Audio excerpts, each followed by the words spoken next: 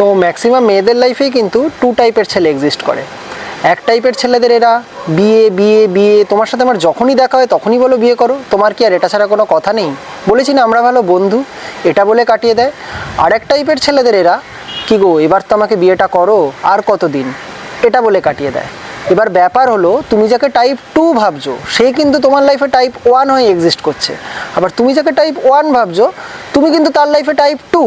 আর এই দুই টাইপ ছাড়া আর একটা সাংঘাতিক টাইপ আছে যেটাকে তুমি বলতে পারো টাইপ 1.5। এরা কিন্তু তোমার লাইফে আশীর্বাদ বা অভিশাপ দুটোই হতে পারে।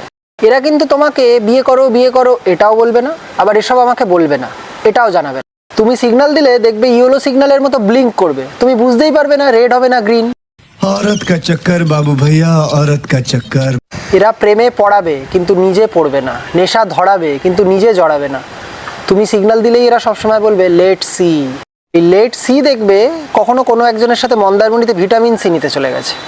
মিষ্টি প্রেমের আভাস থেকে বঞ্চিত গোবিন্দ দাস, সব রকমের ফিল এরা তোমায় করা। তো আমার লাইফে ছোটোবেলায় এরকম একটি ইয়েলো সিগন্যালের মতো মানুষ ছিল, তা তার সাথে ব্যাপারটা মোটামুটি ছোটোবেলাতেই সর্টেড হয়ে গেছিলো যে দেখ ভাই ব্যাপারটা হবে না।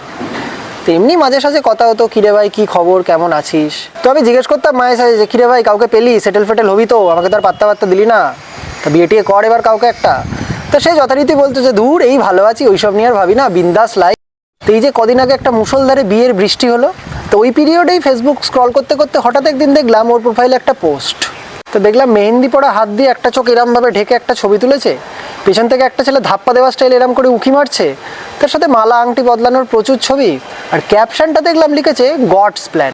আমি ভাবলাম আগের উইকেও বললো নো প্ল্যান, এক উইকের মধ্যে গড কীভাবে প্ল্যান করে দিল। তো যাই হোক আমি ছেলেটার ছবিগুলো একটু ভালো করে দেখতে গিয়ে দেখি আরে এই ইম্প্যাক্ট প্লেয়ারটাকে তো আমি চিনি, তোমাদের পাশের পাড়ার হারাধন কাকার ছেলে পাপাই। এই ছেলেটা তো ছোটোবেলায় ওকে জ্বালাতো বলেও আমাকে বলেছিল যে কিছু একটা কর, আমি এবার ওর নাম্বারটা গেদে লোকালে ডলি ম্যাসাজ সেন্টার বলে লিখেও রেখে এসেছিলাম।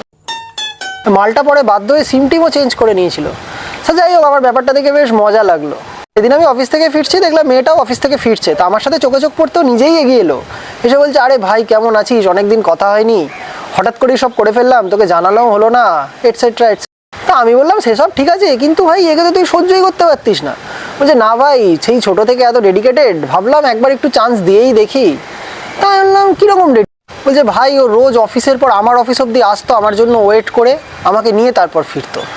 আমি বললাম তোর অফিস কোথায়? বলছে আমার অফিস উইপ্রো। আমি বললাম ওর অফিস কোথায়? বলছে ওর অফিস সেক্টর 5।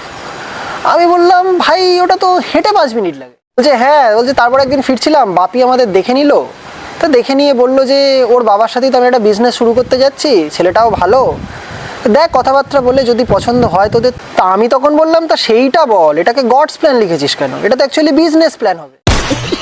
এটা শুনে দেখলাম কিরকম একটা আনফিনিশড বিজনেস ডিল ক্লোজের মতো ফর্মাল হাসি দিয়ে ওইদিকে হাঁটতে হাঁটতে চলে গেল। শালা আমার এরকম একটা গডস প্ল্যান কোন সবুজ ফাইলে লুকিয়ে আছে কে জানে।